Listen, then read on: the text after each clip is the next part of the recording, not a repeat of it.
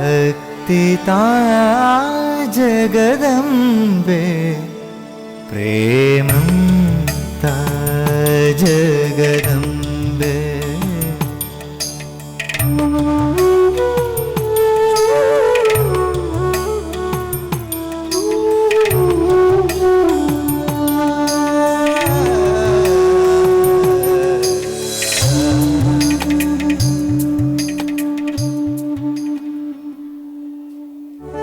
പ്രേമസ്വരൂപികളും ആത്മസ്വരൂപികളായിരിക്കുന്ന എല്ലാവർക്കും നമസ്കാരം.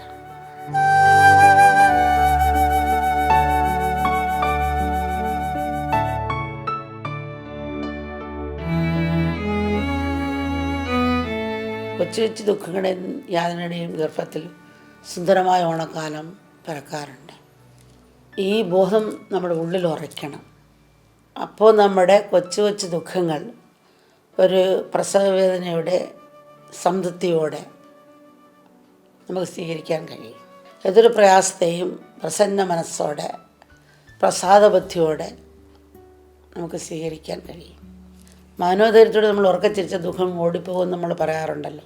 അതുപോലെ നമ്മൾ നന്നായി പരിശ്രമിച്ചാൽ വിധി പോലും വഴിമാറിത്തരുമെന്നുള്ള വിവേകപൂർവ്വം ജീവിച്ചാൽ മരണവും നമ്മളോട് വിട പറയുമെന്ന്. നമുക്ക് അല്ലെങ്കിൽ നമ്മൾ സ്വന്തം വീട് വെച്ചിട്ടിരിക്കുക, വാടക വീട്ടിൽ താമസിച്ചിരുന്നത്, വാടക വീട്ടിൽ നിന്നൊന്നും നല്ല കൊട്ടാരം പോലെ വീട് വെച്ച് അതിലേക്ക് പോകാൻ സന്തോഷമായിട്ട് പോകും. അതുപോലൊരു ഭാവം മരണം നമ്മളോട് വിട പറയും.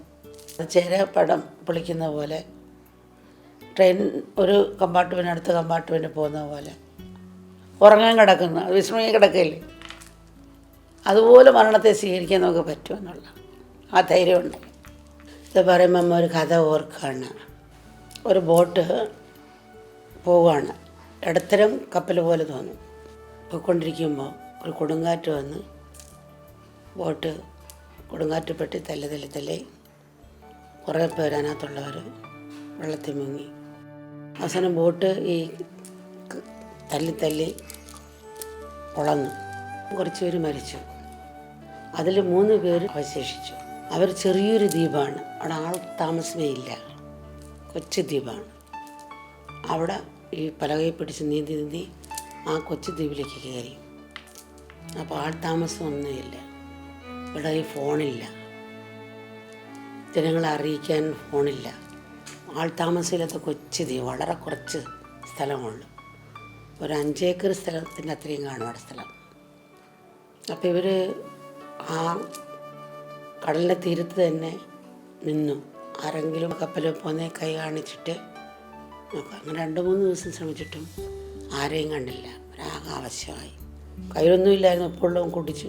പിന്നെ അവരെ ദ്വീപിലോട്ട് കയറി ചെന്ന് ആ കാട്ടിൽ കുറച്ച് കാടുണ്ട്, നല്ല പഴങ്ങളൊക്കെ കഴിച്ചിട്ട് അങ്ങനെ ദിവസം അപ്പം കരക്കടിഞ്ഞ് കപ്പൽ പൊട്ടിപ്പൊളിഞ്ഞതിന് കുറച്ച് പലകയുണ്ട്. ആ പലക ഇവർ തട്ടിക്കൂട്ടി ഒരു കൂടാരം പോലെ ഉണ്ടാക്കി. അതിനകത്ത് താമസമാക്കിയിട്ട് 2 പേര് കായികങ്ങൾ വെച്ചാൻ പോകും. ഒരാൾ ഈ സമുദ്രതീരത്ത് നിന്നിട്ട് കൈ ഇങ്ങനെ പോകുന്ന പ്ലെയിനുകളിൽ കൈ കാണിക്കും, കപ്പലുകൾ പോകുന്ന കൈ കാണിക്കും. പക്ഷെ ഒരു നിർവൃതിയില്ല, ഒരാളും അടുക്കുന്നില്ല ഇങ്ങോട്ട്. അങ്ങനെ വിഷമിച്ച് ഒരാളെപ്പോഴും സമുദ്രതീരത്ത് കൈ കാണിച്ചുകൊണ്ട് നിൽക്കുന്നു. അങ്ങനെ ദിവസങ്ങൾ കഴിഞ്ഞു. മറ്റൊരു നടന്ന് എന്തെങ്കിലും പഴങ്ങളോ കായകളോ പുഴുക്കളോ ഒക്കെ കിട്ടുന്ന വേവിച്ച് കഴിച്ചു. അങ്ങനെ ഇവർ വൈകുന്നേരം ആകുമ്പോൾ ഒന്നിച്ച് കൂടും ഭക്ഷണം വയ്ക്കാൻ. വന്നപ്പോൾ കൊണ്ട് കൂടാരം കെട്ടിയ തീ പിടിക്കാനോടെ കത്തിക്കൊണ്ടിരിക്കുക. ഒരാകെ വിഷമിച്ച് ഉണ്ടാകുന്ന കൂടാരവും തീ കത്തി. ഇനി എന്താ വഴി? ഇനിയിപ്പോൾ ഇവിടെ കിടന്ന് മരിക്കാൻ മാത്രമേ ഉള്ളൂ, കിടക്കാനും സ്ഥലമില്ല. ഒരു വൃക്ഷച്ചുവട്ടിലേക്ക് 3 പേരും ചാരിയിരുന്ന് കയ്യിലുണ്ടായ പഴം കഴിച്ചിങ്ങനെ ചാരി അങ്ങനെ ഉറങ്ങിപ്പോയി 3 പേരും. അപ്പോൾ ഒരു ജനങ്ങളുടെ ശബ്ദം കേൾക്കാം, മനുഷ്യൻ്റെ സംസാരം. ഇവിടെ ആരും മനുഷ്യരാരെയും കണ്ടിട്ടില്ല, വീടുകളില്ല, ഒന്നുമില്ല. ഇതെങ്ങനെ ആരാണെന്ന് വേണ്ട സ്വപ്നം കാണുകയാണോ? പെട്ടെന്ന് കണ്ണു തുറന്ന് നോക്കിയപ്പോൾ ഹെലികോപ്റ്റർ ആ ദ്വീപിന് ചുറ്റും കറങ്ങുകയായിരുന്നു. ഇവരെവിടെയാണ്, വല്ലവരും ജീവിച്ചിരിപ്പുണ്ടോ എന്നറിയാൻ വേണ്ടി നോക്കുമ്പോഴാണ് തീ എരിയുന്നത് കണ്ടത്. അങ്ങനെയാണ് അവരിറങ്ങിയിട്ട് നടന്നു നോക്കുകയാണ് ഇവിടെ വല്ലതും ഉണ്ട്. രണ്ടുപേരൂടെ വന്ന് നടന്നു വന്നെടുത്തോട്ട് നിങ്ങളെന്തായാലും ഈ തീറ്റ വളരെ നല്ലതായി, അതുകൊണ്ട് നിങ്ങളെ ഞാൻ കണ്ടുപിടിക്കാൻ സാധിച്ചു. ഇങ്ങനെ ഒരു കപ്പൽ മുങ്ങിയിട്ടുണ്ടെന്ന് അറിയിപ്പ് കിട്ടി. പക്ഷെ നമ്മൾ കറങ്ങുകയായിരുന്നു, പക്ഷേ ആരെയും കണ്ടില്ല. അപ്പോൾ ഈ തീ കണ്ടപ്പോഴാണ് ഇവിടെ ആരോ ഉണ്ടെന്ന് വെച്ചിട്ട് ഈ ഹെലികോപ്റ്റർ അവിടെ നിർത്തിയത്. അപ്പം അങ്ങനെ ഇവരെ ഹെലികോപ്റ്റർ കയറ്റി കൊണ്ടുപോവുകയാണ്. എല്ലാം നഷ്ടപ്പെട്ടു, പൊട്ടുപോയി, ഭക്ഷണമില്ല, വെള്ളം കുടിച്ചു. അപ്പോൾ മറ്റൊരു വഴിയില്ല, അപ്പോൾ ഉള്ളത് തിന്ന് നീ ശരണം എന്നുള്ള രീതിയിൽ അവരുണ്ട്. പ്രതീക്ഷയെല്ലാം വെടിഞ്ഞു. തീ പിടിച്ച് കണ്ടപ്പോൾ ഈ ഉള്ളത് നശിച്ചു പോയല്ലോ, ഇന്ന് നമുക്ക് മറ്റു വഴിയൊന്നുമില്ലല്ലോ, മഴ വന്നാൽ എങ്ങനെയാണ് നമ്മൾ കിടക്കുന്നത് ഉറങ്ങുന്നത് എന്നും പറഞ്ഞ് തളർന്നിരുന്നു പോകും. പക്ഷെ അതും ഒരു നല്ലതിന് വേണ്ടിയായിരുന്നു. ആ ശരണാഗതിയോടുകൂടി പ്രാർത്ഥിച്ചുകൊണ്ടിരുന്ന് കർമ്മം ചെയ്തപ്പോൾ പ്രകൃതിയായിട്ട് തന്നെ അതിനൊരു വരവൊരുക്കി. അതുപോലെ നമ്മൾ ചുറ്റും നോക്കുമ്പോൾ ഇരുട്ടാണ്. ഇപ്പം എന്നാലും മക്കൾ പ്രതീക്ഷ വിടരുത്. ഇതുപോലെ നമുക്ക് ദുഃഖത്തിന് നടുവിലും ഒരു ശുഭപ്രതീക്ഷ വയ്ക്കണം. എന്തെങ്കിലും ഒരു സന്തോഷം പരമാത്മാവ് നോക്കൊണ്ട് തരും. ഇതിലൊരു വഴി ഒരു മരുഭൂമിയിൽ ഒരു വൃക്ഷം നിന്നാൽ അതിനൊരു മനോഹരത ഉണ്ട്. ഒരു മരുഭൂമി ഒരു പുഷ്പം വിടർന്നു നിന്നാൽ അതിനൊരു മനോഹരത ഉണ്ട്. അപ്പം അതുപോലെ നമ്മളൊരു മനോഹാരിത മനസ്സിൽ ഭാവന ചെയ്യണം. പുറത്തുപോയി അടിപൊളിക്കാൻ നടന്നില്ലെങ്കിലും മുറിക്കകത്തെങ്കിലും നിങ്ങൾ കുടുംബമായി നിൽക്കുമ്പോൾ ഒന്നിച്ച് അച്ഛനും മക്കളും കൂടി എന്തെങ്കിലും ഒരു പാട്ടിട്ടിട്ട് തിരുവാതിര കഴിക്കാൻ നൃത്തം ചെയ്യാം. അങ്ങനെയൊക്കെ ചെയ്യാൻ സന്തോഷിച്ച് പോവാം. അതിനും പ്രശ്നമൊന്നുമില്ല. തിരുവോണത്തിന് വീട്ടിലിരിക്കുമ്പോൾ സഹോദരങ്ങളും ഭാര്യ ഭർത്താവ് കുഞ്ഞുങ്ങൾ എന്തെങ്കിലും ഒരു പാട്ടിട്ട് നൃത്തം ചെയ്യുക, കഴിക്കുക. എല്ലാ ദിവസവും അങ്ങനെ നല്ലതായിരിക്കാം. അതെങ്കിലും വഴക്കിടാതെ നല്ലത് പങ്കുവെച്ച് എന്തെങ്കിലും ജോക്കൊക്കെ പറഞ്ഞ് ചിരിക്കുക. അത് അങ്ങനെയൊക്കെ നമുക്ക് ജീവിതം മുന്നോട്ട് കൊണ്ടുപോകാൻ സാധിക്കുള്ളൂ. കാരണം ലോകം ഇങ്ങനെയാണ്. ഒരു മുന്നറിയിപ്പില്ല വരുന്ന ടെസ്റ്റ് പേപ്പർ പോലാണ് ജീവിതം. ആ ടെസ്റ്റ് പേപ്പറിന് നമ്മൾ തയ്യാറായിരിക്കണം എന്നുള്ളതാണ്. ജീവിതത്തിൽ പ്രയാസം ഉണ്ടാകുമ്പോൾ തളർന്നു പോകാനും നിരാശയ്ക്ക് അടിമപ്പെടാനും എളുപ്പമാണ്. നമ്മുടെ മനസ്സ് തളരരുത്. ഈശ്വരൻ്റെ കൃപ കൊണ്ട് എന്തെങ്കിലും വഴി തെളിഞ്ഞ് കിട്ടും. അങ്ങനെ ഓർത്തുകൊണ്ട് ഭക്തിയും വിശ്വാസത്തോടെ പരമാത്മാവിനെ മുറുകെ പിടിക്കാനാണ് നമ്മൾ ശ്രമിക്കേണ്ടത്.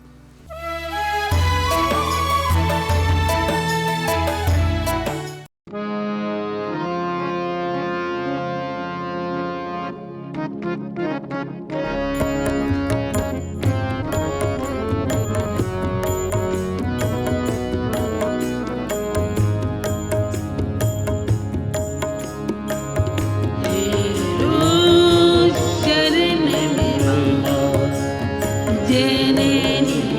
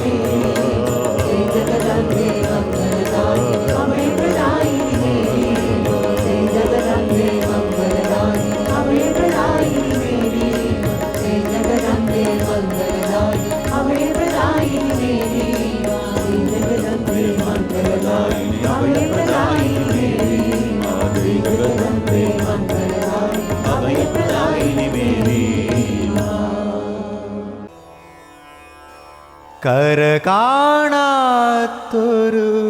കരുണ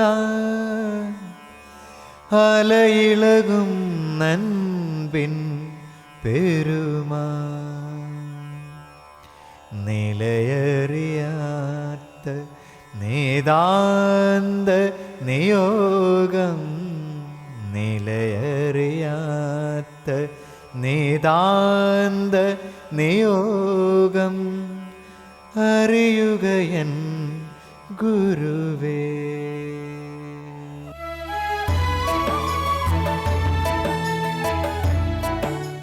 Our actions and thoughts should have the quality and power to transform us. And when we transform ourselves, others will feel inspired. As Amma says, every one of us should try to be good role models, because whether we are aware of it or not, someone, somewhere is looking up to us for inspiration. So how to create this change within and without? The solution is, this may sound a little complex, but this is the only solution. Become a good mother. Become a good mother. Allow me to quote Amma. The biggest scarcity that the world faces today is scarcity of love, or deficiency of feminine qualities, both in women and men. In fact, both men and women should work to create a balance of feminine and masculine qualities. Be feminine when you want and vice versa, but seek a balance. Mothers are one of the most wonderful creations of God. They are a mini expression of nature with a human form. Mini expression. A mother is a universe. A mother is God, a piece of God. So they are mini expression of nature with a human form. Every single mother in this world is an embodiment of self-sacrifice. A mother's love and affection for her child is unquestionable it is close to God's love. We will get a glimpse of God's love. Of course, nobody needs to give any special training to a mother on how to express love and affection to her child. Whatever a mother does is only for the good of her child. However, in many cases, the mother's attachment to the child or over-attachment to the child clouds her discrimination, the mother's discrimination. This makes her choose the wrong methods of disciplining, which may be inconsistent, belittling, or unexplainably harsh. Of course, the result is harmful to the child, not only to the child, to the mother as well. This is the dark side of attachment or over-attachment. Hence, it is most important for mothers all over the world to use their power of discrimination while expressing love to their children. A mother should develop the capacity to switch roles of a mother and father depending on the need for unconditional love or discipline. Similarly, a father too should have the inner capacity to be a mother whenever there is a need. That's why Amma says that both men and women should develop feminine and masculine qualities. Most of the psychological diseases have their roots in upbringing, the childhood, especially the way mothers raise their children. It could even be related to the pregnancy period. The mother's thoughts, interactions, experiences, emotions, foods, habits, things she sees, hears, the people she is close with, and so forth. Everything will have an impact. I mean, you might be wondering why I am talking about motherhood when the topic is cultivating care. You remember, please remember that I said a motherly approach in everyone, regardless of where you are, what you are doing, your age, nationality, language. Motherhood, a motherly approach to every aspect of life. It matters, it really matters, especially in today's world and in the future. Let me share you a story from one of the Hindu scriptures. There was a satanic king by the name Hiranyakashipu, a demonic king. He was anti-God and hence proclaimed that he was the one and only God who needs to be worshipped. Whoever disobeyed his command was beheaded. When his twin brother was killed by Vishnu, one of the main gods, Hiranyakashipu was furious. He wanted to conquer the heavens and make all the celestial beings his slaves and servants. He went to the mountains and performed grueling austerities to acquire spiritual powers to accomplish his desire. In the meantime, his wife was pregnant. Owing to the fear of the wife being attacked and killed by celestial beings, the great sage Narada, a God-realized soul, gave her refuge in his ashram. The sage's divine presence, his spiritual instructions, the chanting of divine names, and the sanctity of the ashram atmosphere had a profound and positive impact on both the mother and the baby in the womb. You can see a live picture of this, a live demonstration of this, a live experience, a real experience of this in Amrutapuri, in Amma's ashram, every single day. How little kids, little means, even 1 or 2 old-year babies. And today, it was really, really amazing to see a little kid. He's already 2 years old. The way he chanted. Why? The atmosphere is created there. Amma creates the right atmosphere. Amma sows the seed. And these little children, right in front of our eyes, are being transformed. At least they won't harm to society. They will only think of good things that they could contribute to society. They won't do anything harmful to them